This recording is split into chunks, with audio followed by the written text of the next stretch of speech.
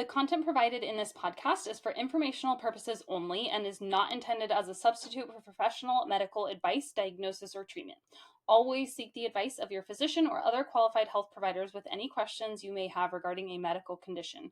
Never disregard professional medical advice or delay in seeking it because of something you have heard on this podcast. Any information provided about nutrition, supplements, or fitness is based on personal experience and should be discussed with your healthcare provider before making any changes to your diet or lifestyle. Remember, your health and well-being are unique to you. What works for one person may not work for another. So always consult with your medical professional to determine what is best for you.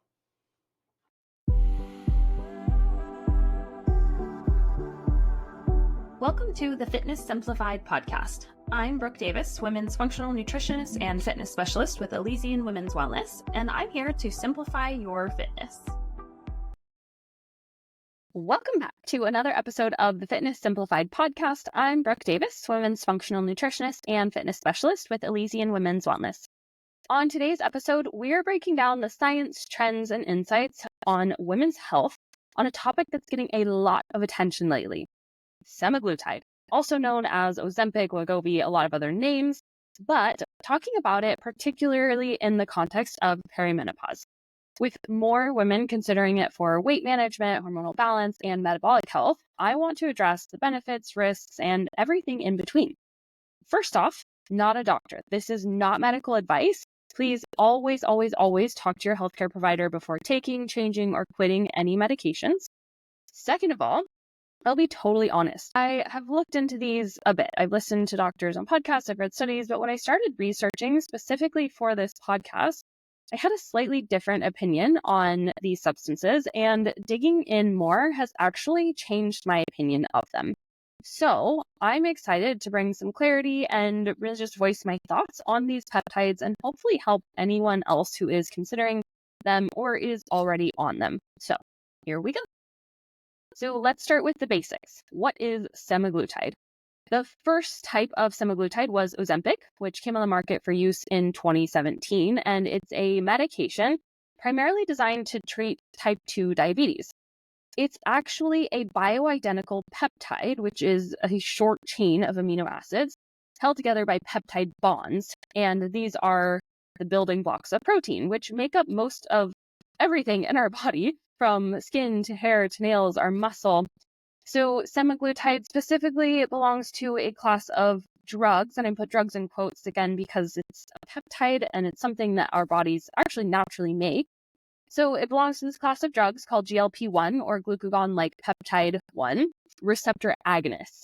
It's a bioidentical mimic of the GLP-1 peptide that is produced in our bodies by the small intestine, the colon, the pancreas, and in the brain in response to food that helps to regulate insulin secretion, blood sugar levels, slow down digestion, and so much more, which we'll get into.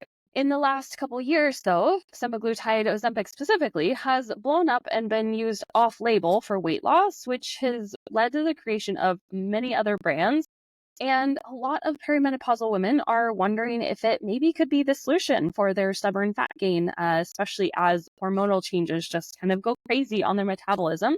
So I wanted to make sure to cover all the important parts of helping you decide if or which kind of these weight loss drugs might be best for you, if at all. As of now, there are many different variations of this drug, including Ozempic, Wegovy, Trulicity, Mounjaro, Zepbound, being the most popular. So let's talk about the differences between them to start. With Ozempic, starting here, the active ingredient is semaglutide. That is the compound. And so, like I said before, this was designed and is currently only FDA approved for type 2 diabetes, but it's really often used for off-label weight loss because of the results that people are seeing on it. Ozempic has a starting dosage of 2 milligrams up to 8 milligrams, and it's given through a pre-filled shot pen, which most of them are. Next is Wegovy, which is virtually identical to Ozempic. It's just now, though, approved for weight loss specifically. Once Ozempic came out, it was for type 2 diabetes. They realized how good it was. Then Wegovy got pushed out. Same thing, new name.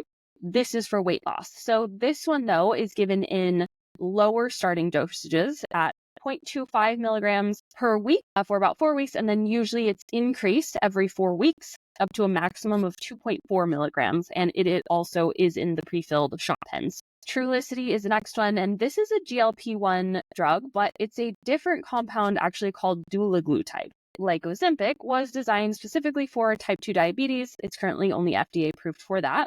But similar to Ozempic, it's also used for weight loss because of the results that have been seen with it. It has a starting dosage of 0.7 milligrams up to 4.5 milligrams, also in the pre-filled pens. Trulicity was actually associated with more gastrointestinal stress than semaglutide at a starting dose, and it didn't elicit as much weight loss over a 6-month study, but the A1C results that they saw along with it were comparable. Then we have Mounjaro and Zepbound. So these are actually not semaglutide at all, but tirzepatide. Very similar to the GLP-1 agonist, but it's part of a brand new class of drugs called GLP-1 GIP agonist. So it's the glucagon-like peptide and glucose-dependent insulinotropic polypeptide. When it was studied against Ozempic, after 40 weeks, the people taking it saw lowered A1C, although it did take longer than semaglutide to produce those results, but they saw greater weight loss than semaglutide. So the general starting dosage for tirzepatide is 2.5 milligrams for 4 weeks, increasing about usually 2.5 milligrams every 4 weeks, up to the max dosage of 15 milligrams.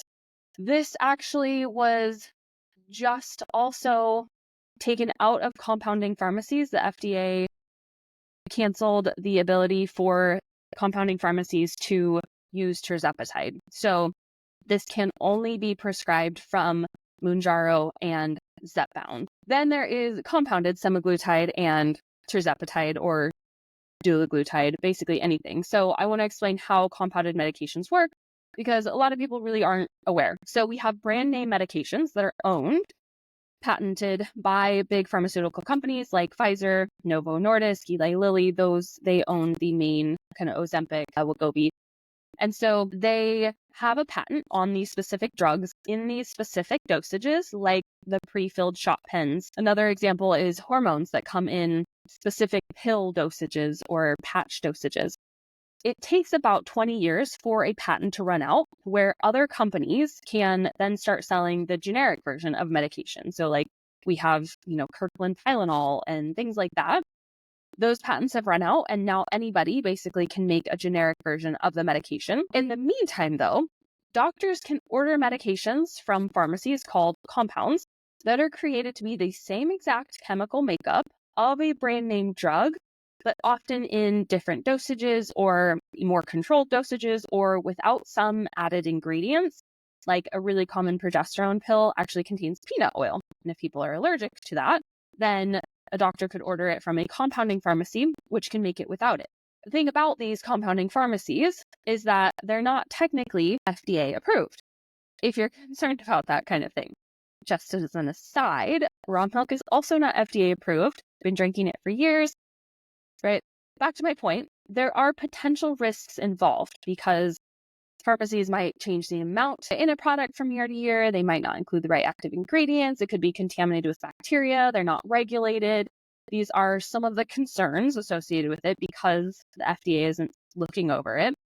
That being said, there are compounding pharmacies that are accredited. They've undergone inspections to ensure proper practices, and they are as safe as one can get for doctors to prescribe medication from. The benefits of this come from being able to better control dosages, like I said, because a lot of brand name drugs come in set prescription amounts. Like I said, the injection pens don't go any lower than 2 milligrams for Ozempic that you can't manipulate at all based on symptoms or tolerance, whereas you could get compounded semaglutide to use in any amount that you want. Again, similar to hormones, there are FDA-approved brand name hormone pills that are set amounts that don't always necessarily work well with every individual because everyone is different. So good doctors will use compounded versions to get the best fit for you. We'll have a whole episode coming up on that actually shortly as well. I have mentioned that some of these medications are only FDA approved to treat certain things. But the reality of it is that doctors can prescribe basically whatever they want for whatever they see fit, which is good. I think they should be able to. but it's called off-label usage because they're not using it for what's on the label. And this is essentially how people are using Ozempic for weight loss who don't have diabetes. This gets a little sticky and controversial because it became an issue at one point and somewhat still is because of the demand of people using it for weight loss. There were also people who had type 2 diabetes that couldn't get their usual life-saving medication because people who had 20 pounds to lose were using it for weight loss. But this is also when compounding pharmacies can come in really handy. Okay, back to the drugs. How do they work? What are some of the benefits of them? They essentially all work the same way. They act on the GLP-1 receptor sites, which are actually all throughout the body. They became popular mainly because of the receptor sites in the small intestine, pancreas, for weight loss, right, and diabetes, but they also exist on your muscles and your brain. What they're mainly used for is they suppress your appetite. They are naturally produced. GLP-1s are actually naturally produced when you eat whole foods, high fiber foods, nuts, seeds, etc., and they signal to your brain that your stomach feels more full. So a mega dose, or what's called a supraphysiological dose of them, which is what's in these pens and these pharmaceuticals, makes it easier to eat less without feeling super deprived. A lot of people report that while they're using them, they completely get rid of food noise or really the mental distraction of wanting food, thinking about food, having cravings of any kind, which, as you could see, is very helpful for weight loss. They slow gastric emptying, which means that food stays in your stomach for longer, which, similar to above, is part of the mechanism in which they reduce your appetite and reduce your urge to eat, decrease your overall calorie intake, leading to weight loss. But they also improve your insulin sensitivity. So it does this through the suppression of the release of glucagon, which, glucagon-like peptide, which is what signals the liver to make glucose. This helps regulate your blood sugar, and with better blood sugar regulation comes less insulin release, and thus your insulin receptors become more responsive. So in turn, you're actually reducing your risk of insulin resistance. It is these mechanisms through which they support the regulation of diabetes and weight loss. What's crazy, though, is, as I said previously, there are actually GLP-1 receptors throughout your entire body, not just your small intestines, but they're on your muscles and in your brain. So there's a lot of other benefits as well. Probably the coolest and most impactful thing that these GLP-1s do, especially for long-term health, is actually improve mitochondrial function. The mitochondria are responsible for the formation of ATP, adenosine triphosphate, in the body so that the cell and your muscles can do their job. That is the energy, basically, that your muscles use to contract. And they help manage oxidative stress, mineral balance. They play a role in the immune system. They are extremely important in the body.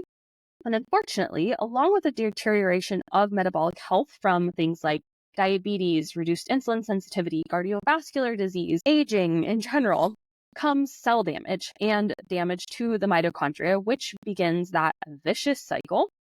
But the amazing thing is that these GLP-1s, GIPs can actually reverse that. Along with all of that comes benefits like reduced blood pressure, reduced inflammations.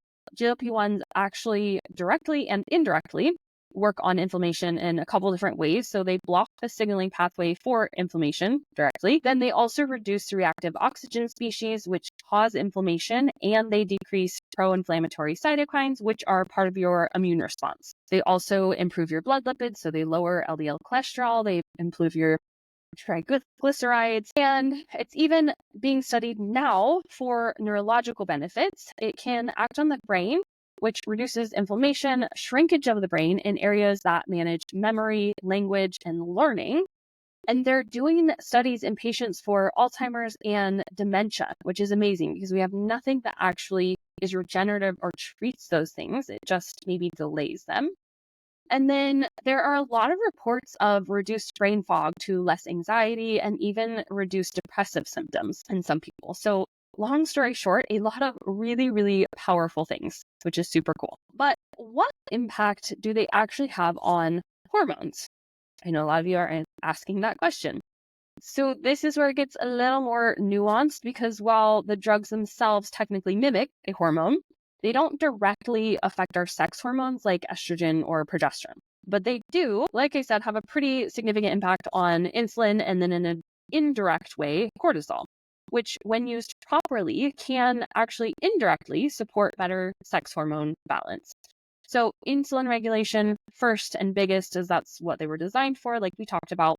So stable blood sugar levels can then help reduce the roller coaster of cortisol spikes that a lot of perimenopausal women experience. And since insulin resistance can make hormonal imbalances worse due to stress in the body, especially with cortisol, reducing this might also help manage symptoms like weight gain, fatigue, even sleep dysregulation. And then moving down the line, if cortisol and insulin are regulated properly, along with all the other processes that I mentioned earlier, the body has more energy to designate toward sex hormone production, reducing symptoms in a lot of other ways.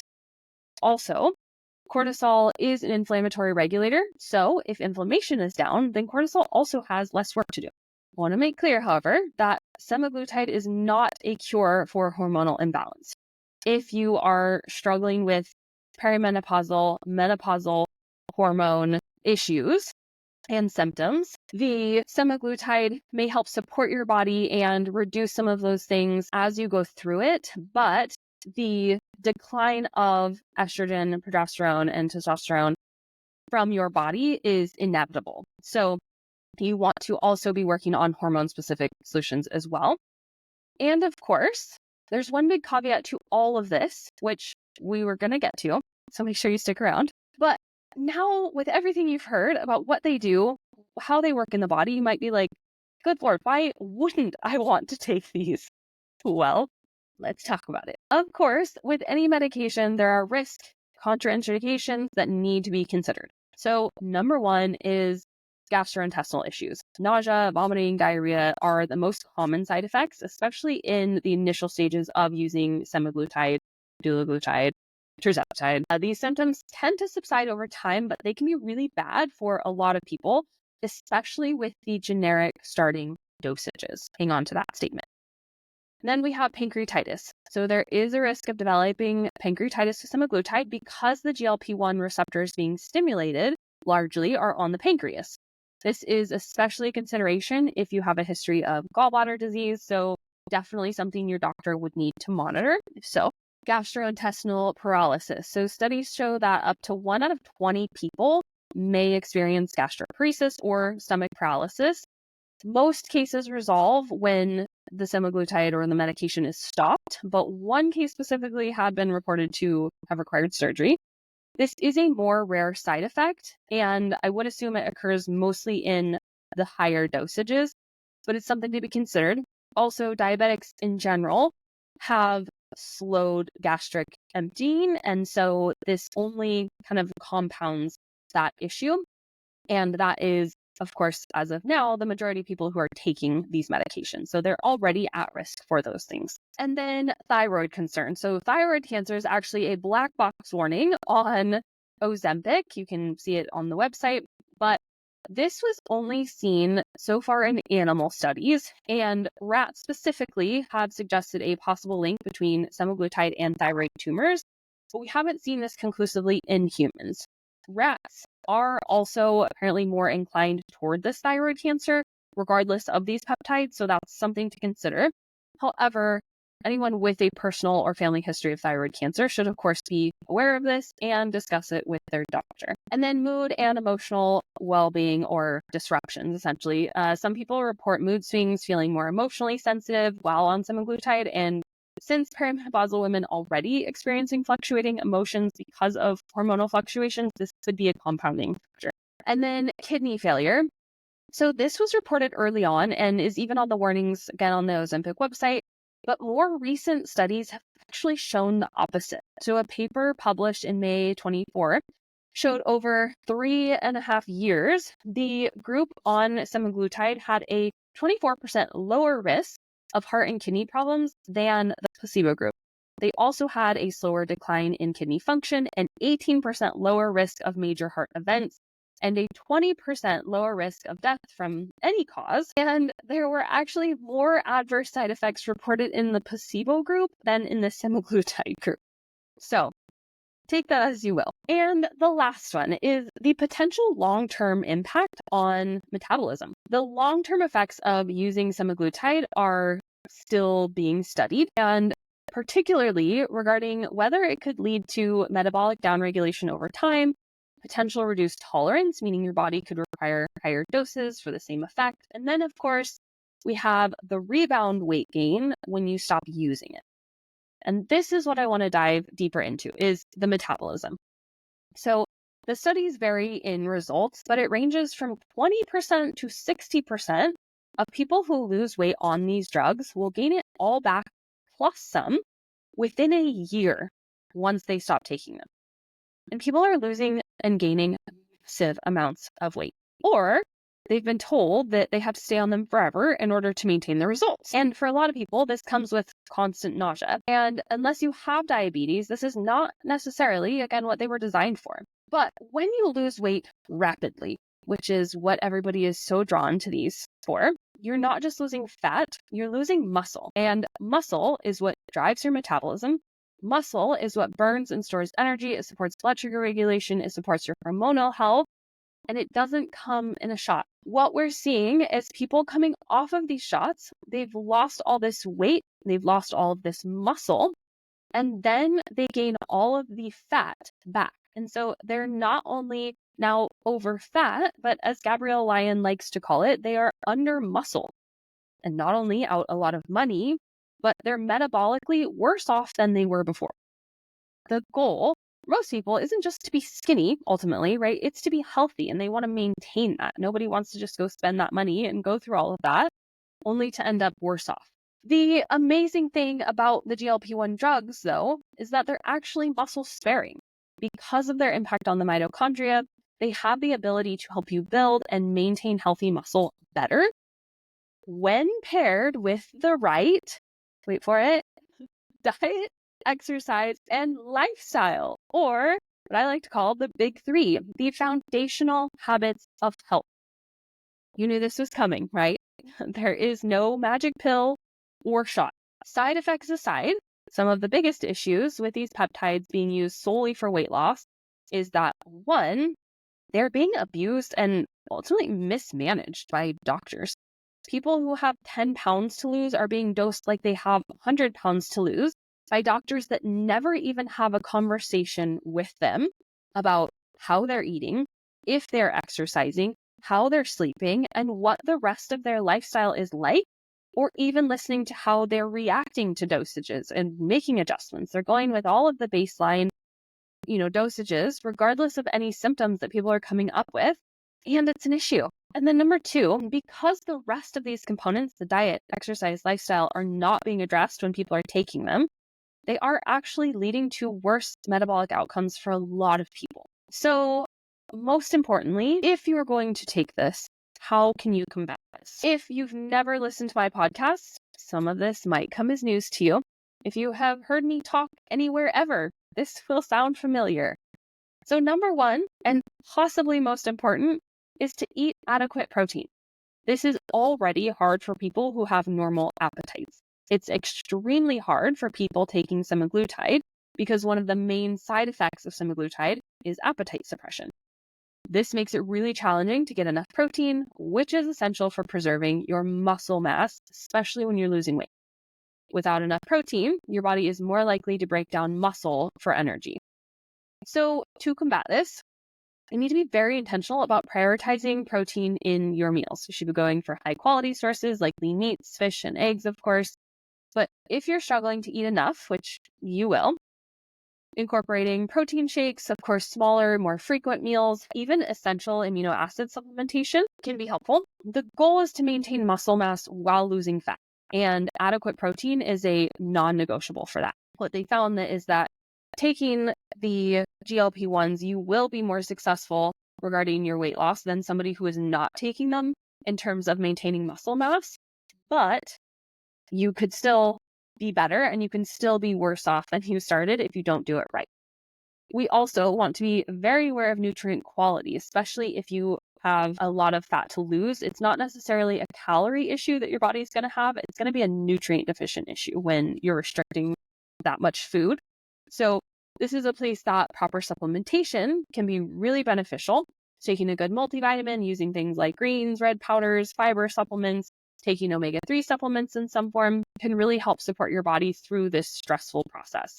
Because that's what this is. Losing fat, especially in large amounts like that, is stressful in and of itself, and to do it in a faster way is even more stressful. In addition to that, you need to do your best to be eating enough that you're not losing weight too fast. The same rules still apply. Ideally, if you can lose 10% of your body weight, absolute max per week, that would be best case scenario. 1 to 1.5 pounds a week would be even better. So even if you're eating protein, there are other side effects to losing weight too quickly, which includes gallstones and pancreatitis, as I mentioned on the side effects. That may be why a lot of people are experiencing those kinds of things. And this, again, ultimately comes down to a dosing management and management of lifestyle, nutrition, exercise, right? The big three outside of the dosage. So if you can't eat enough to keep up your muscle, you may need to chat with your doctor about lowering your dosage. The second key is strength training. Semaglutide might be muscle sparing. Like I said, you're better off losing a bunch of weight taking it than you are without it, but you can still end up worse off. So it might be muscle sparing, but it's not going to build the muscle for you. Resistance exercise like weightlifting, bodyweight workouts are still absolutely crucial for maintaining your muscle mass during weight loss. Plus, strength training helps rev up your metabolism, and it ensures that the weight you're losing is primarily fat, not muscle.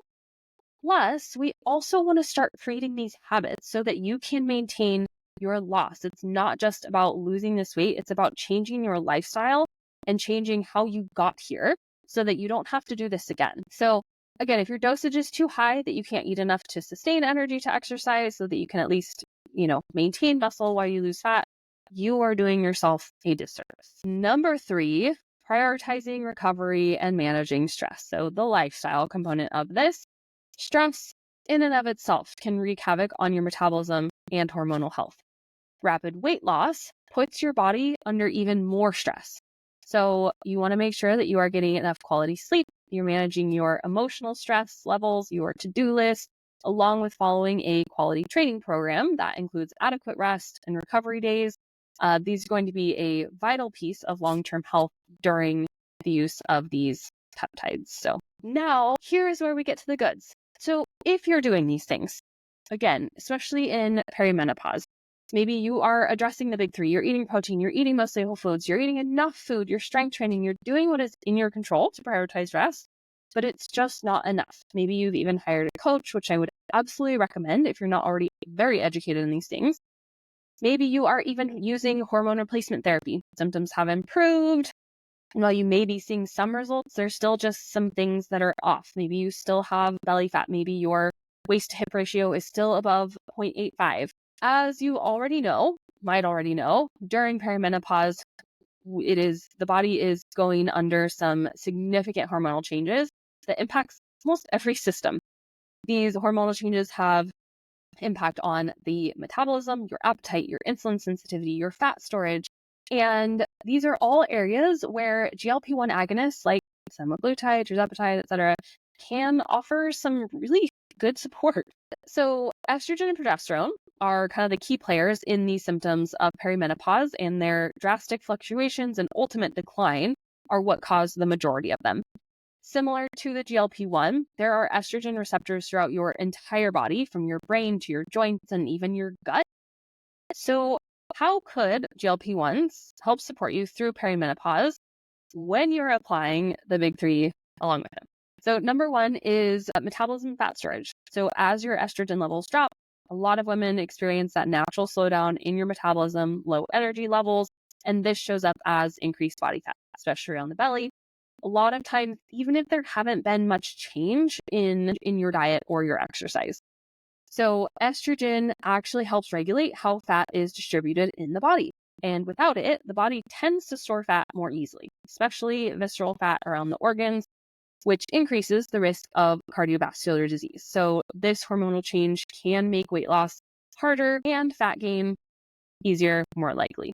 So using a GLP-1 could actually help the body use fat for fuel more efficiently, which would help prevent the accumulation around the belly, that visceral fat that comes with perimenopausal hormone fluctuations. Number 2 is going to be insulin sensitivity and blood sugar regulation. One of the lesser known but major effects of hormonal fluctuations in perimenopause is the reduction in insulin sensitivity. Estrogen helps the body respond to insulin and it regulates blood sugar levels. So as production of this hormone slows, a lot of women develop insulin resistance despite diet, exercise, and all the things, okay, which leads to their increased blood sugar levels, greater risk of weight gain, and type 2 diabetes as they age. And of course, as we know, GLP-1 agonists help improve insulin sensitivity by reducing the excessive glucose production by the liver. This regulation of blood sugar reduces the risk of insulin resistance and better supports cortisol regulation, all in turn, which can help reduce the likelihood of belly fat. It can support energy levels and, of course, appetite regulation, which is number 3. These hormonal fluctuations and stress can cause cravings, difficulty feeling satisfied after meals. Progesterone, in particular, can stimulate appetite, while estrogen's role in regulating hunger hormones like leptin and ghrelin decreases. So you can see why this is a problem.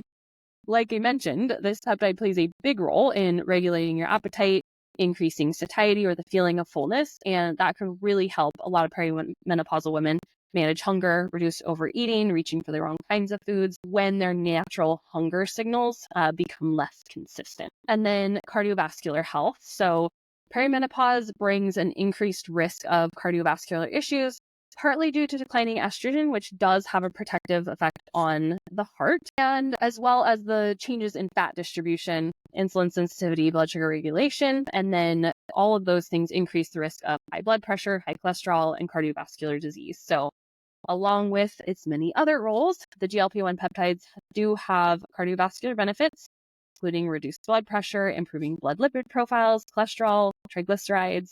So for women in perimenopause, this not only means support for weight and insulin regulation, but also a potential reduction in risks associated with heart disease, which tend to rise as hormones fluctuate and your metabolism slows. And then muscle mass preservation. Again, hormone fluctuations, estrogen decline specifically. There is a potential decrease of up to 10% of your muscle mass throughout perimenopause and menopause because estrogen plays a really big role in helping maintain muscle mass. So this loss of muscle mass combined with the whole host of other things going on with your metabolism makes it even harder for women to maintain weight and metabolic health. The amazing thing, like I said before, about the GLP-1 drugs is that while they don't directly build muscle, they are muscle sparing, which means when applied properly with all of those things we talked about, they can actually help protect muscle mass throughout the hormonal reductions and during weight loss. And then there is some other studies coming out now about the benefits of gut health. So it does have an impact on the microbiome, and that's not always necessarily a bad thing. Again, throughout perimenopause, estrogen has receptors in the gut. There is the estrobolome, which is the bacteria specifically for estrogen, and all of those take a hit, which is why bloating is really common, digestive issues, things like that. And so GLP-1s may be able to support that as well. But how can you get all of these benefits without the side effects? So this next part that I'm going to talk about hasn't really officially been studied, but I've listened to multiple podcasts, different doctors, and even went a little deeper on Dr. Tina Moore's 4-part series on uncovering Ozempic. And she talks about the benefits of microdosing semaglutide. What she shares, to make a long story short, is this. The majority of risks from side effects, including nausea, gallstones, pancreatitis, gastroparesis, and of course, muscle loss as the byproduct of rapid weight loss, can all at the very least be greatly reduced by reducing the dosage at which you take semaglutide. A lot of these studies done that produce the side effects came from people who, one, already had diabetes, which in and of itself puts them at risk for these things. Then, of course, the super physiological doses that people are being put on only increases those risks. So she discusses the benefits of even starting dosages at less than half of the full brand name prescription in the shot pens by using compounded semaglutide and seeing so many of the benefits without the side effects. This makes so much sense to me. It's just like hormone replacement therapy. GLP-1 agonists are identical to a peptide that our body produces, so they are bioidentical. And as we become metabolically unhealthy, or even just as we age, our body reduces the amount that it makes, which causes the vicious cycle of degradation. And everyone is different. Everyone makes and needs different amounts. Everyone has different stressors, different things that are going on in their body that would cause, again, impacts on the reduction of these being produced in the body. But the current ability to manage that is really difficult if your doctor is even willing to do it. So instead of doing keg stands of Ozempic for everyone and their mother, if we instead sit delicately with the pinky out and try to only replace what our body no longer makes, along with implementing the nutrition, exercise, and lifestyle habits to support it, you may be able to actually reverse damage, improve your health, get the results you want, get off of them, and then maintain your results with your changed habits and, like you said, removing the peptide completely. One thing she mentions for basically people as they age and the older you get is there is an inevitable decline and degradation of the production of them. So specifically for perimenopausal women, maybe using a process that she mentions, like cycling them as needed. So maybe a 3 to 6 month cycle on, 3 to 6 months off, finding a lower maintenance dosage. There are some doctors that talk about how, maybe you take the shot every 2 weeks, or you do a half dose every, week, or maybe even once a month, and how that can be really beneficial to just working on lowering your ultimate dosage to get off of it.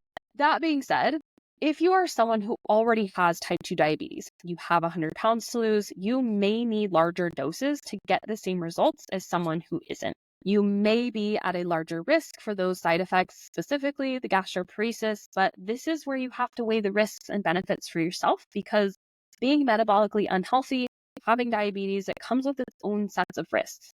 But I can tell you that the expectations of this peptide have become far more than what the body can handle, which is why we're seeing and hearing so much about the downsides of it. You can't just take mega doses of this peptide, continue to eat mainly processed foods, not exercise, and come out on the other side happy and healthy. I've had so many women come to me after attempting to use it in this way, and now we're dealing with the aftermath. And it's not only money lost, but potentially lifespan because of misuse. I also have to throw this out there that Novo Nordisk, who created Ozempic specifically, and that's only one, has paid out $25.8 million in the last 10 years to medical professionals who prescribe it. So doctors often have an incentive to prescribe it and keep you on it, even if you may not need it. And as we know, there's rarely any mention of nutrition or lifestyle from your general practitioner. So that's a lot. But to conclude my thoughts, I believe semaglutide to be one of the best things to come out for perimenopausal women since hormone replacement therapy. It offers some really promising benefits for women in perimenopause, particularly when it comes to weight management and insulin sensitivity, not just offering longevity, but quality of life. If you are doing all the right things, but still have 15 to 20 pounds of visceral fat that won't come off, this could be extremely beneficial for you, again, in smaller dosages. I also believe it can be greatly beneficial for people who are metabolically damaged, obese, have diabetes. Not only is losing fat hard for anyone, of course, you have the usual battle of changing your mindset, your habits, etc. But once you're obese, it becomes extremely difficult as your body in so many facets is actually fighting against you, from hunger hormone dysregulation to fat-producing estrogenic side effects. And this is the first thing that we have to truly combat almost all of it. I know there's a stigma with it. It's seen as cheating or taking the easy way out. I also used to think that. But the reality of it is that if you don't also do the things that everyone else is doing to lose weight, like strength training, working out, eating the right things, changing your habits, you will not only end up less healthy at the end of it, but you likely won't maintain your results. These peptides just make doing those things actually produce significant change in someone whose body is extremely resistant to it. That being said, if you are 20 to 30 years old, you have 10 to 20 pounds of subcutaneous fat that's not impacting your organs. Maybe it makes your thighs and butt a little bigger. Is semaglutide worth the potential risks and cost? Obviously, You're the one to decide that, but I'd say no. And unfortunately, this is a lot of what I've been seeing. Again, with the detrimental outcomes, because it's not done right. It's not magic. It is crucial to consider the potential risks, side effects, long-term impacts, which we don't actually know yet. We don't have decades of studies and watching people take this to find out. But it's important to think about these things before starting it. If you are thinking about using semaglutide, you are curious about microdosing, strongly recommend having a detailed conversation with your healthcare provider who understands your big picture of health. While it might help with weight loss and metabolic health, don't forget that perimenopause and hormone balance is really multifaceted. So addressing it holistically is key. And of course, above all else, it's essential to have a thorough consultation with your healthcare provider, weigh the benefits risks based on your personal medical history. I hope this was helpful. I am excited to have more of these resources, the ability to better support my clients and their decision-making and even usage of these peptides. I will link all of the resources that I've used while creating this podcast in the show notes. If you want to dive deeper, then you can. If you have any questions, suggestions for future topics, or just want to chat, feel free to reach out to us on Instagram at Brooke_Elysian and Facebook linked in the show notes, or via our website, ElysianWomen'sWellness.com. And if you enjoyed what you heard today, we'd be thrilled if you could take a half second to leave us a 5-star review. Not only will you be helping others find our show, but you'll also be entered into our monthly $100 giveaway for no reviews. New episodes drop every Monday, so make sure to hit that subscribe button and stay tuned for more. Thanks for listening. See you soon.